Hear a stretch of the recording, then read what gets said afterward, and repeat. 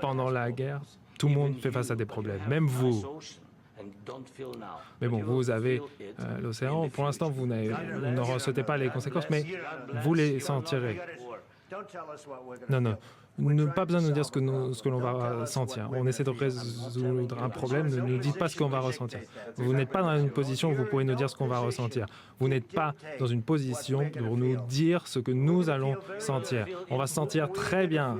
On va se sentir très bien, très fort. Là, vous n'êtes pas dans une bonne position.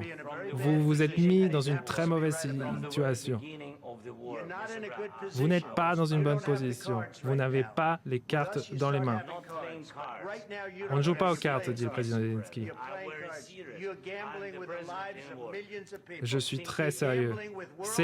Vous jouez avec les vies de millions de personnes. Vous jouez avec une troisième guerre mondiale.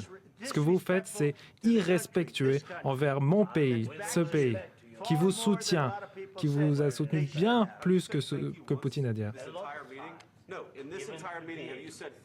Bon, de toute cette réunion, vous êtes allé en Pennsylvanie, vous avez soutenu notre opposition en septembre, vous avez exprimé votre amour pour les États-Unis et là, nous essayons de sauver votre pays.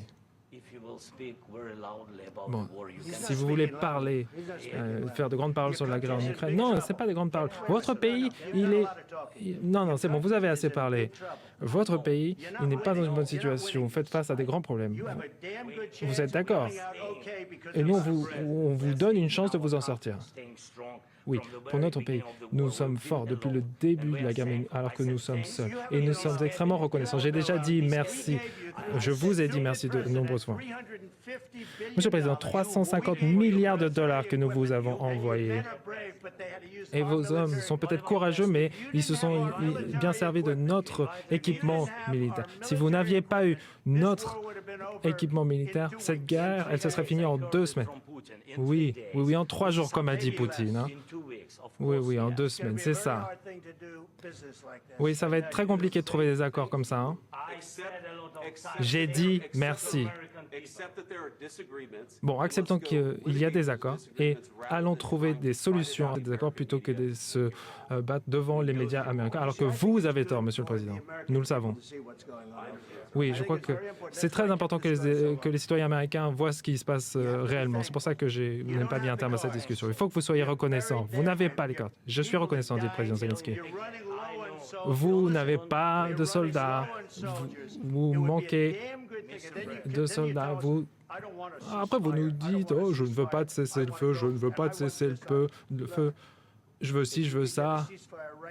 Écoutez, s'il y a un cessez-le-feu, maintenant, si on pouvait vous le donner, vous le prendriez parce que les balles arrêteraient de siffler et les gens arrêteraient de mourir. Bien sûr, nous voulons arrêter la guerre, dit le président Zelensky. Mais il nous faut des garanties.